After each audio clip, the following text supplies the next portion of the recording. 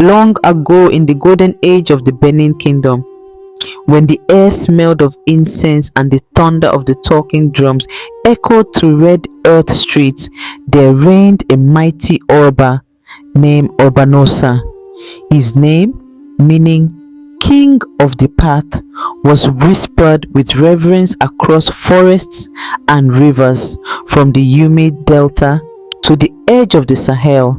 He was a ruler of rare vision and unmatched strength, as much a scholar of the stars as he was a warrior of the blade. His palace, adorned with ivory tusks and bronze plaques forged by the finest guildsmen, sat at the heart of the kingdom like a sacred flame. Urbanosa was beloved, not just for his wisdom in council, but for the grace with which he walked among his people. On market days, he would sometimes shed his royal coral regalia and walk in plain robes, listening to traders and mothers, hunters and woodcarvers, learning the language of his people's suffering and joy. It was said that the Oba could remember the names of every child born in the palace compound, and that his laughter had once caused a drought to break. But even in the season of plenty, dark winds often stir.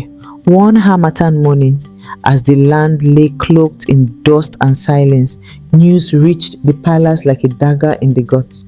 A coalition of northern warlords, hardened by decades of raiding and bound by blood pacts and smoke magic, had set their sights on Benin.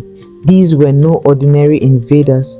They moved like ghosts and fought like wolves, burning villages, enslaving children, and sowing salt into farms so that nothing might grow again.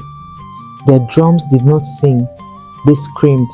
Their warriors bore talismans of bone and the skins of sacred animals. Obanosa convened his war council. The chiefs argued, priests threw cowries, and generals pounded the floor with iron staffs. The oracle's vision was clear but grim. The kingdom would fall unless the Oba himself rose beyond the realm of man. So Obanosa retreated into the sacred grove behind the palace, a place few dared enter. The air there was thick with ancestral whispers and the cries of spirits unseen. At the grove's center stood the shrine of Ogun, god of iron, transformation, and war. The Oba stripped himself of all earthly symbols, his coral beads, his sword, even his name. He stood naked before the altar and made a vow that would change his fate.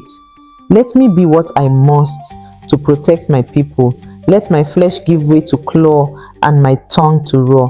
Grant me the form of the sacred leopard, the spirit of the forest, and the heart of kings. I offer my soul for the salvation of my people. The wind stopped, then came the howl of 1,000 panthers. The trees shuddered, the sky darkened, though it was not yet noon. The priests and witnesses fell to the ground, eyes averted, as the blinding light swallowed the Oba. When it cleared, Obanosa was no more.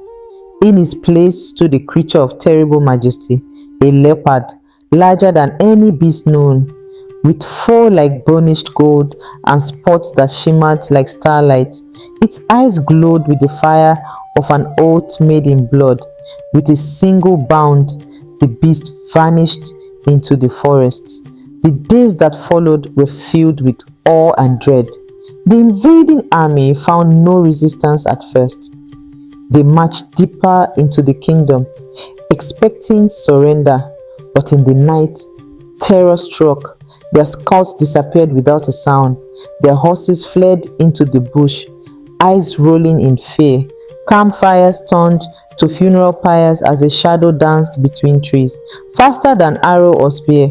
By the time dawn came, over 100 men had been torn apart, their weapons twisted, their bodies marked with claw patterns, too precise to be animal, too violent to be human. Whispers spread. Ogiame Oba turned leopard. The king has become the forest. The enemy panicked, leaders bickered, superstitions bloomed, and soldiers began deserting. Yet the warlords pressed on, for pride is the poison of fools. In the final confrontation, under a blood moon. The full might of the coalition met the Leopard King in the Auburn Hills. Then, a mistake in the chaos, as dust clouded the moonlight and cries of war filled the air. A young boy, no older than 10, stumbled into the fray. He had been separated from his family, perhaps while fleeing a burning village. His skin was streaked with ash, his eyes wide with terror. He froze in the clearing, staring at the monstrous leopard covered in blood. The beast paused. The child raised his hand, trembling. Oba! But the rage was too loud. The Leopard King pounced. When the battle ended, the invaders lay broken. Benin had triumphed. The war drums ceased. The people prepared to welcome the Oba home, to sing his praises and lay fresh coral upon his brow. But Obanosa never returned. The priests waited, the queen waited, the palace doors remained open, the throne empty.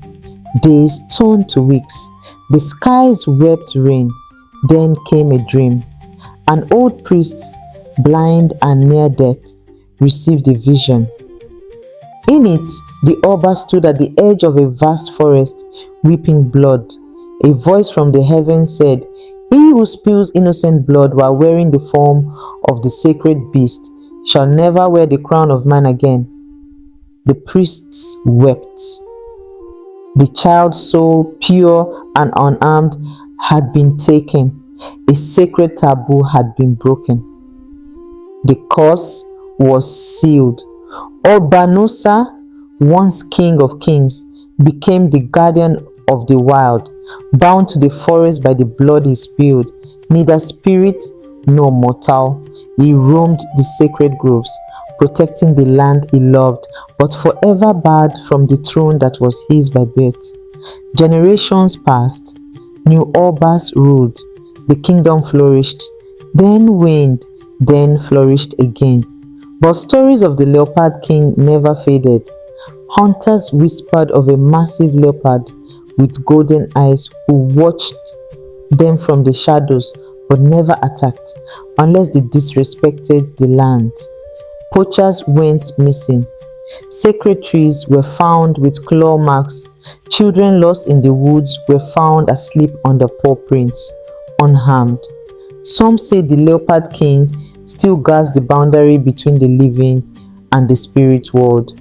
A reminder that even kings must obey the sacred laws. Every year, during the Festival of Masks, the people of Benin leave offerings at the edge of the royal forest. Carved leopards, bowls of palm oil, and folded letters written on bark. Messages to the Oba who became a legend. Elders tell the story in a hush, especially to young warriors and hot-tempered rulers. Power is a river, they say, but it needs banks. Without restraint, it floods and destroys. Obanosa became a god, but he lost his throne, not for failing to fight, but for forgetting that even in war, some lives are not his to take. And so, when the wind rustles through the trees near Benin City, when the shadows lengthen and the night hums with unseen energy, you might hear it. The soft growl of the Leopard King, watching, waiting, still guarding, forever cursed. The people do not fear him, they respect him, and they remember. Moral: power must be used with restraint, and breaking sacred laws has lasting consequences.